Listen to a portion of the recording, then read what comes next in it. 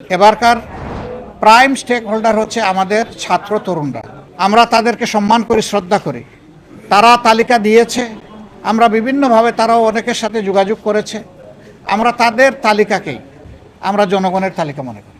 যে এখন প্রত্যেকটা মন্দির, ধর্মীয় প্রতিষ্ঠানের পাহারাদারি আমাদের ছেলেরা হাতে লাঠি নিয়ে করছে।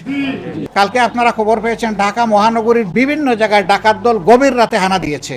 যতক্ষণ পর্যন্ত ল অ্যান্ড অর্ডার সিচুয়েশন ফিরে না আসবে, সুযোগ সন্ধানী দুর্বৃত্তরা, দুষ্কৃতিকারীরা এই কাজ করবে, তারা এই সুযোগ নেবে। এই অবস্থা থেকে বের হওয়ার জন্য গোটা জাতির অবদান আছে, তবে বিশেষভাবে তরুণ ছাত্র সমাজের অবদানকে আমরা গভীর শ্রদ্ধার সাথে, ভালোবাসার সাথে স্মরণ করছি। তাদের ত্যাগ এবং কুরবানির ফসল আজকের এই শ্বাস খোলা মানুষের চলাফেরা। আমরা এসেছিলাম নৈতিক দায়বোধের জায়গা থেকে। যারা এই লড়াইয়ে জনগণের পক্ষে জীবন বাজি রেখে বুক চিতিয়ে দাঁড়িয়ে গিয়েছিলেন স্বৈরাচারী শাসনের বিরুদ্ধে, তাদের এখানে যারা আছেন প্রত্যেকেই গুলিবিদ্ধ। গুলি শরীরের একদিকে ঢুকেছে, আরেকদিকে বের হয়ে গেছে।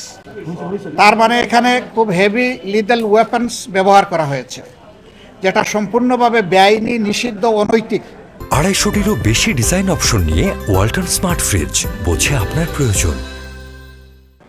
আমরা তাদের অনুভূতি যখন জানতে চেয়েছি, তখন শারীরিক কষ্টের কথা বলার চাইতে তারা তাদের জাতিকে যে একটা স্বাধীনতা তারা নতুন করে তাদের দৃষ্টিতে উপহার দিতে পেরেছে, এটার জন্য তারা গর্বিত এবং আনন্দিত।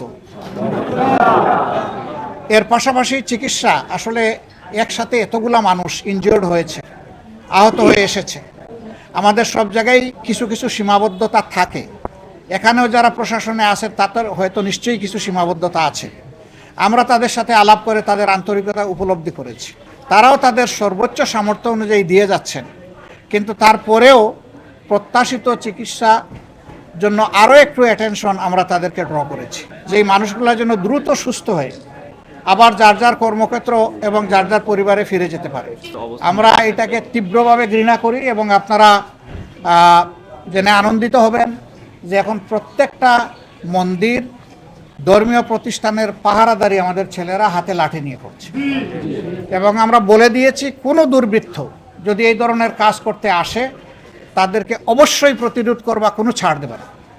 এই বিপ্লবের নায়ক, আমরা যখন প্রেসিডেন্ট মহোদয়ের সাথে বৈঠকে বসেছিলাম, তখন আমরা বলেছিলাম যে আমরা সেকেন্ড স্টেক হোল্ডার। এবারকার প্রাইম স্টেক হোল্ডার হচ্ছে আমাদের ছাত্র তরুণরা।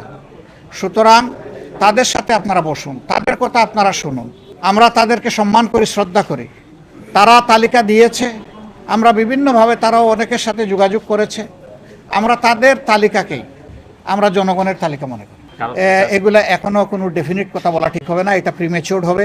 আগে ইন্টারিম গভর্নমেন্টটা ফাংশন শুরু করুক। আজ পর্যন্ত জনগণের ফাংশন চলছে, কালকে থেকে শুরু হবে ইন্টারিম গভর্নমেন্ট, এরপরে আসবে পলিটিক্যাল গভর্নমেন্ট। কিন্তু এখন তো জনগণের যে সরকার চলতেছে, কীভাবে চলছে আপনারা বুঝতেই পারছেন। আমরা এই জায়গাটা এইভাবে চলুক এটা চাচ্ছি না। আমরা চাচ্ছি দ্রুত ল অ্যান্ড অর্ডার সিচুয়েশন তার জায়গায় চলে আসুক এবং দুর্বৃত্তরা যেন সুযোগ না পায়। কালকে আপনারা খবর পেয়েছেন, ঢাকা মহানগরীর বিভিন্ন জায়গায় ডাকাত দল গভীর রাতে হানা দিয়েছে। যতক্ষণ পর্যন্ত ল অ্যান্ড অর্ডার সিচুয়েশন ফিরে না আসবে, সুযোগ সন্ধানী দুর্বৃত্তরা, দুষ্কৃতিকারীরা এই কাজ করবে, তারা এই সুযোগ নেবে। আমরা সমাজের কোনো অকল্যাণ চাইতে পারি না। জামাতে ইসলামের মতো একটা সংগঠন, আমরা অন্তর থেকে আমরা প্রতিশ্রুতি দিয়েছি যে আইনশৃঙ্খলা ফিরিয়ে আনার জন্য প্রশাসন যে উদ্যোগ নেবে, আমাদের সবটুকু উজাড় করে আমরা তাদেরকে সহযোগিতা করব।